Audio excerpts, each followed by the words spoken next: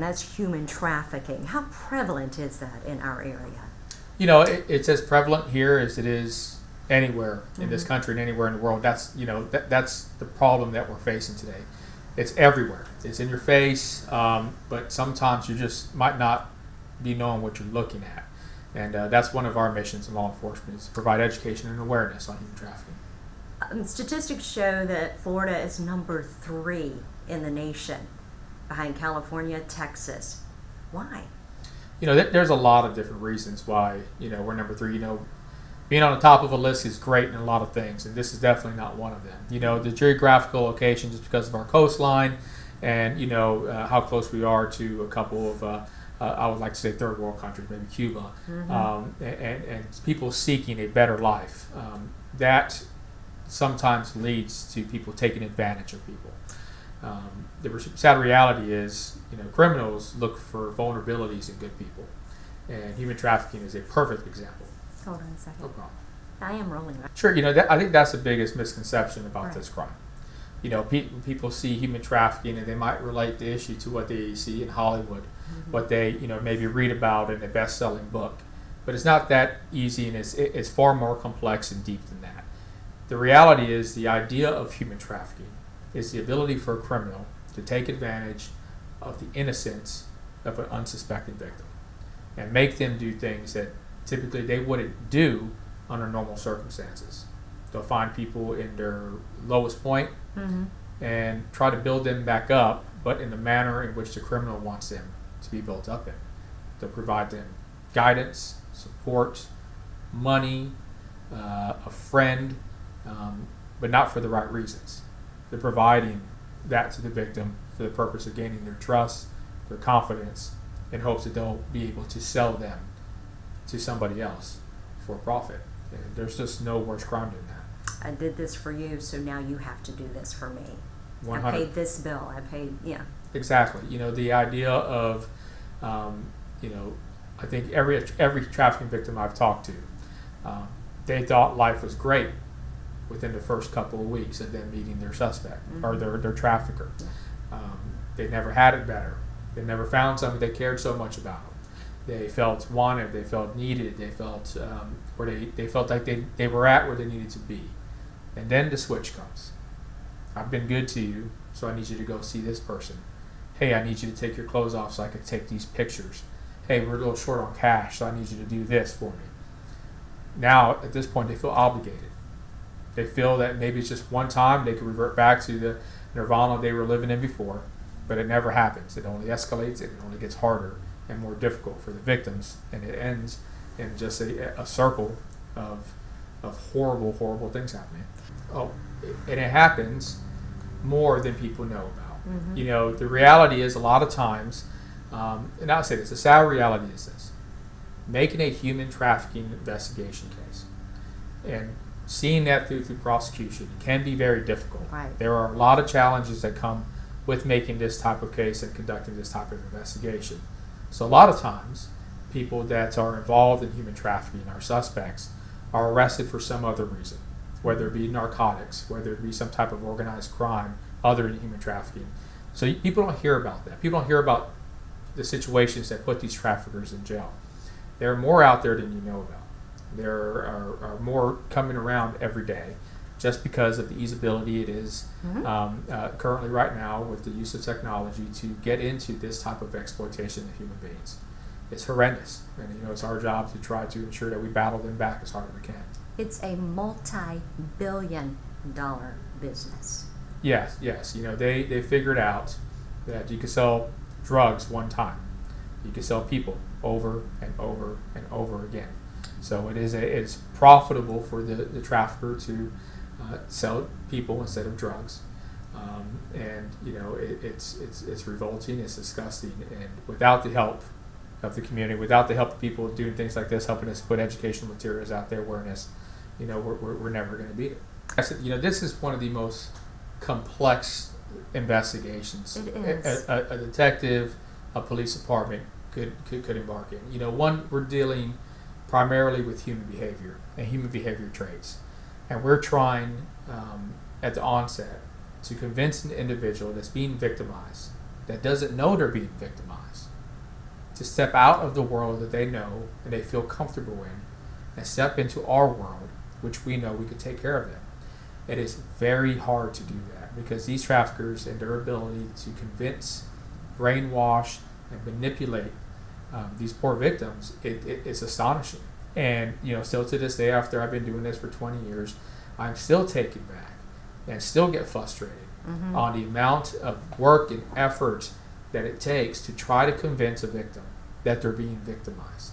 And as we dive deeper into this, and I speak more with human trafficking survivors that have found their way out, Right. I've discovered that it is more complex than us seeing them in their world.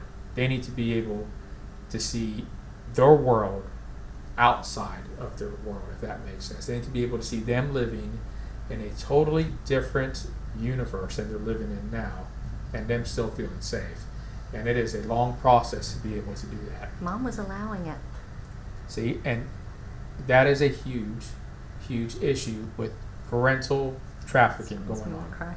It is. Look, the idea that a parent, a guardian, a person responsible for a young soul would exploit and manipulate the pure innocence of this world. I mean, look, we say this in law enforcement all the time, that we work as hard for every victim that comes across our way.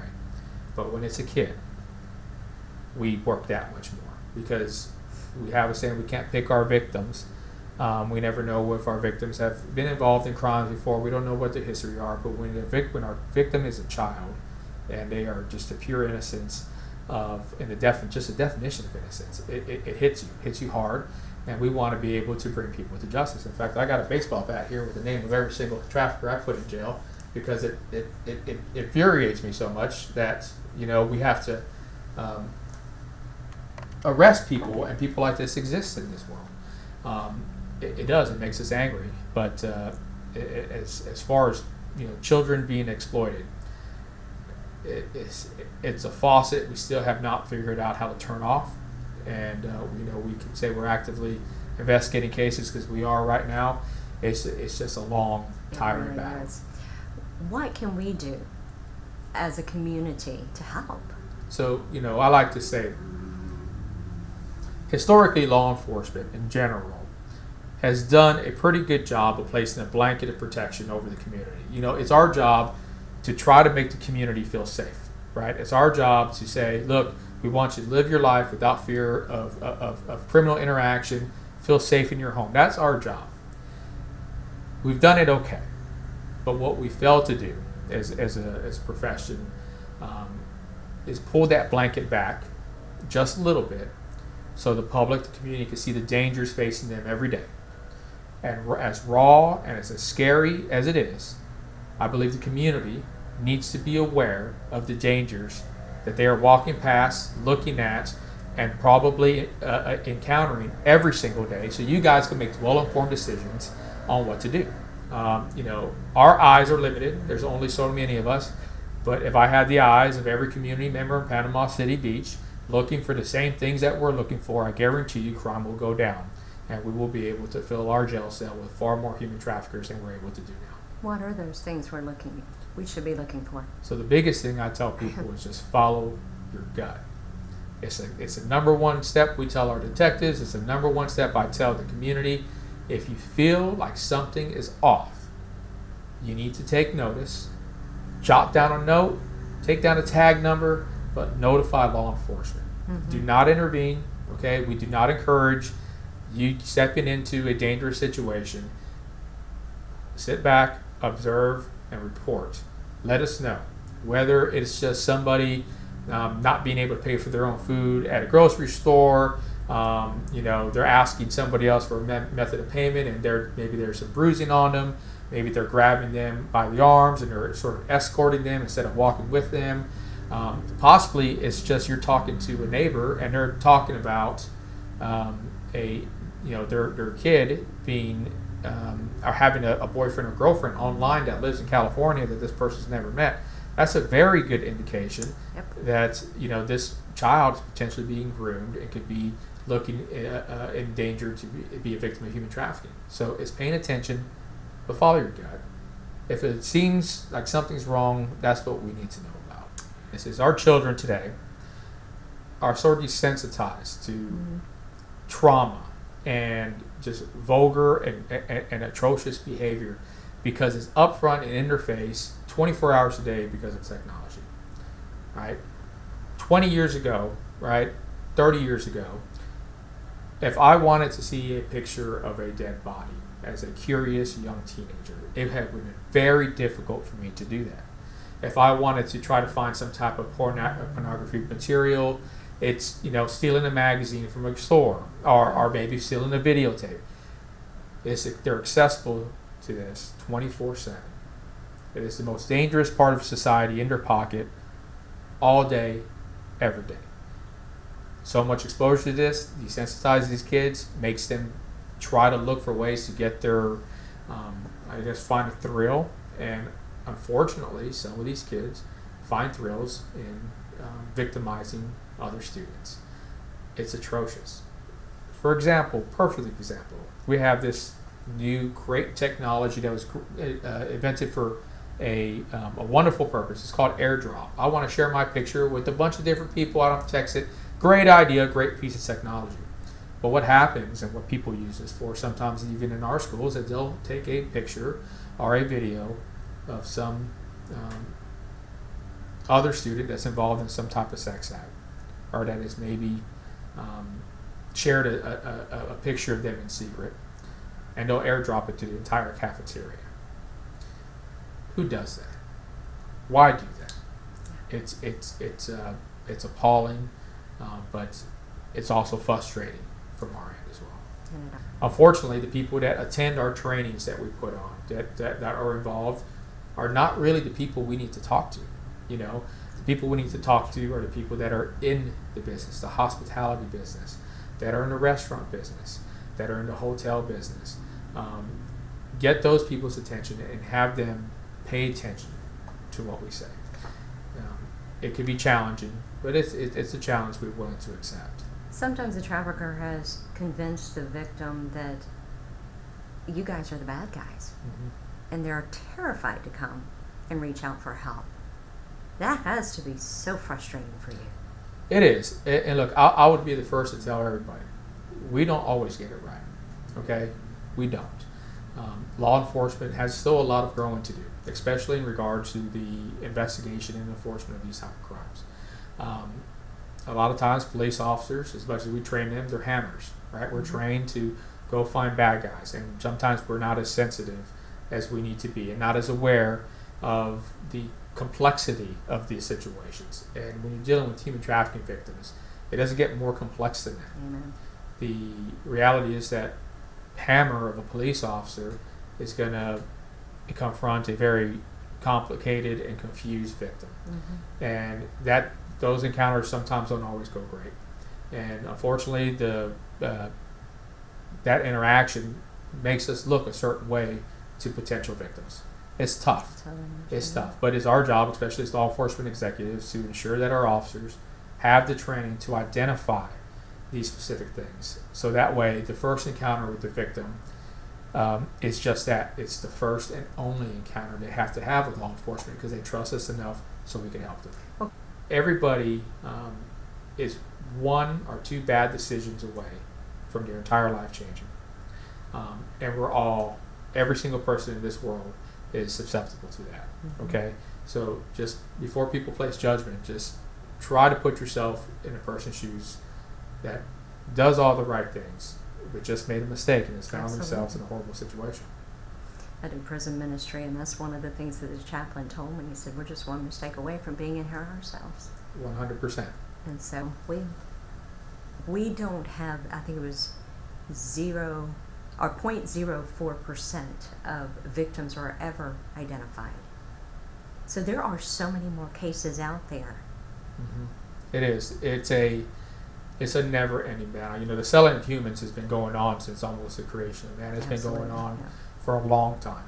And for a long time, the view of it has been sort of a simplistic view. Right. You are involved in prostitution, you committed a crime, you're going to go to jail. It just hasn't been to recent years, so you look at it from a little bit deeper perspective. what has led this individual to put themselves in a position where they're going to sell their body to a perfect stranger. All right. Nobody grows up and says they want to be in the sex world. Okay. Nobody does that. So there was something there, whether it is a history of family sex abuse, whether it's a history of family drug abuse, whether it is a 2 or 3 bad decisions that put them into a position where they thought it's okay. It's our job to understand that, because putting people in jail is never the answer to anything. All right, it's not. It is finding the ability to help them so they don't commit these crimes again is the answer. Repeat offenders is our biggest concern in law enforcement. All right, where our jails are full, we're going to put so many people in jail. Repeat offenders are so tiring when it comes to, so taxing when it comes to resources. Our job needs to be to help these individuals not commit the same crimes again. Is that human trafficking awareness does not only need to take place in Human Trafficking Awareness Month. Right. It's a year-long process. Also, understand if you're in a business of helping people, and if you really want to help people, it's not an easy thing to do. The victim that you might want to help out might not want your help at first. And what you envision in your head as a true human trafficking victim, that's not what you're going to get. You're going to get a very complicated, potentially rude, potentially person that has substance abuse and some mental health issues. But that does not take away the fact that they need help. It just makes it a little bit harder. So pay attention to the human behavior characteristics out there that signify a victim. Why are you so passionate? You know, I've been doing this job for about 20 years, right? And, did a lot of, arrested a lot of people and made a lot of cases. And throughout my career, the victims that I see that needed my help the most were those that everybody sort of shunned away. And, those are the people I think really need the voice. It's the people that are not really understood, whether it be a person that's dealing with substance abuse issues, right? That's a bad demon to fight. It's very difficult. It doesn't make them a horrible person. It doesn't excuse them of their crime, but it does not make them less human. A woman that sells her body for sex, and some people might look down on her and might think that what they're doing is disgusting and revolting. I think it's a deeper and more complex issue. And I think that there's not enough people advocating for them. So, after talking to a couple survivors and really listening to your story, I don't know how somebody wouldn't